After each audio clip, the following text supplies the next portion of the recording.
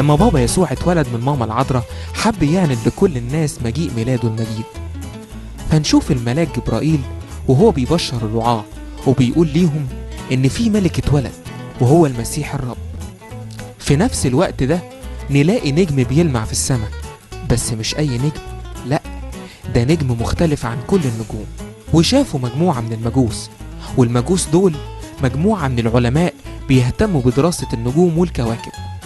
ولما شافوا النجم ده عرفوا على طول إن في حاجة مهمة جدا حصلت، وهي إن في ملك اتولد. وبسرعة أخدوا حاجتهم وفضلوا ماشيين ورا النجم الغريب ده. سافروا من بلادهم في المشرق. طبعا المسافة دي يا أصحابي كانت كبيرة جدا، علشان كده مشوا المجوس حوالي 2 لغاية لما وصلوا لأورشليم.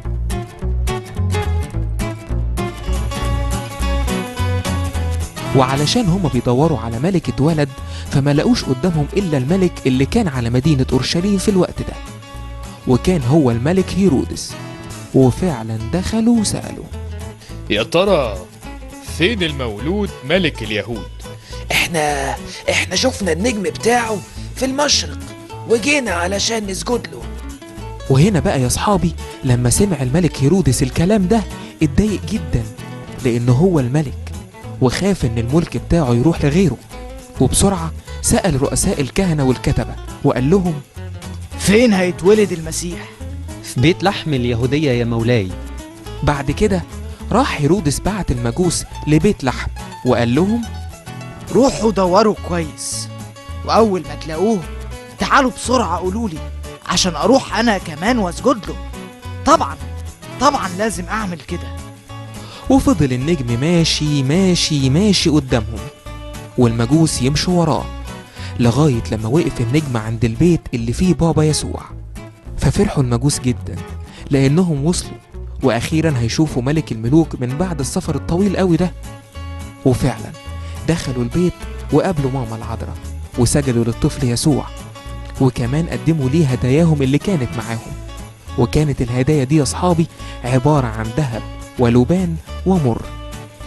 الذهب لأنه ملك الملوك، واللبان لأنه كاهن، والمر رمز للألم والصليب. بعد كده المجوس حلموا وهم نايمين بأنهم ما يرجعوش تاني لهيرودس، ورجعوا لبلدهم بس من طريق تاني.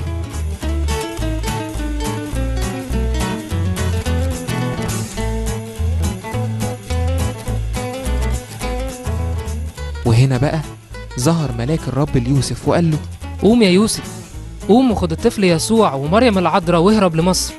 وفعلا قام يوسف وسمع كلام الملاك علشان تتم النبوة اللي بتقول: من مصر دعوت ابني. زي ما المجوس يا صحابي قدموا للرب يسوع هداياهم اللي هي ذهب ولبان ومر، احنا كمان عايزين نقدم ليه هدايانا الكتيرة، بس مش لازم تبقى زي ما قدموا المجوس، لكن ممكن نقدم ليه أغلى حاجة عندنا، وأغلى حاجة هي قلبنا. وبكده تكون خلصت حكايتنا النهاردة من شقاوة رمل، لكن استنونا في حلقات تانية كتير جاية.